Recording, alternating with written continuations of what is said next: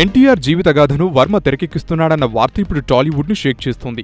బాహుబలి లాంటి సినిమా తీయడం తన వల్ల కాదని నిర్మోహమాటంగా చెప్పిన రాంగోపాల్ వర్మ ఇప్పుడు మహానటుడు ఎన్టీఆర్ సినిమాను ఎలా తీస్తాడన్నది అందరినీ ఆశ్చర్యపరుస్తోంది.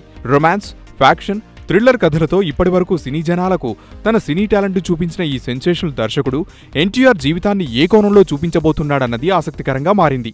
మరోవైపు వర్మ తీయబోయే ఎన్టీఆర్ బయోపిక్ లో జూనియర్ ఎన్టీఆర్ నటించనున్నాడన్న వార్త కూడా హాట్ మ్యాటర్ గానే మారింది.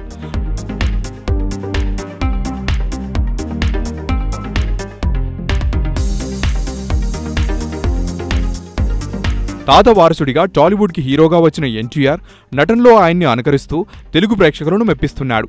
వీలు దొరికినప్పుడల్లా తన సినిమాల్లో తాత ఎన్టీఆర్ ప్రస్తావన ఉండేలా జాగ్రత్తపడి అనంతరం ప్రేక్షకుల మనసు దోచాడు. అలా తెలుగు ప్రేక్షకులకు మనవడిగా దగ్గరైన యంగ్ టైగర్ పలు సినిమాల్లో గ్రాఫిక్స్ మాయాజాలంతో తాతతో కలిసి నటించి తాత మనవళ్లు కలిసి నటిస్తే ఎలా ఉంటుందో ప్రేక్షకులకు చూపించి కనువిందు చేశాడు.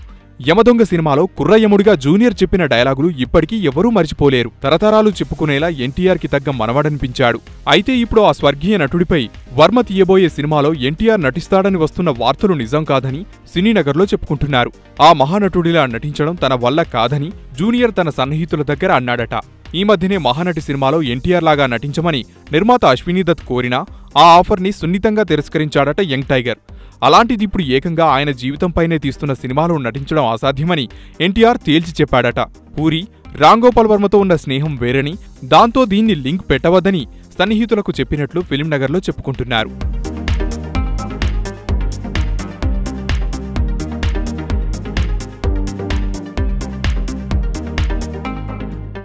హాయ్ యూట్యూబర్స్, మరిన్ని మంచి వీడియోల కోసం సబ్స్క్రైబ్ చేయండి.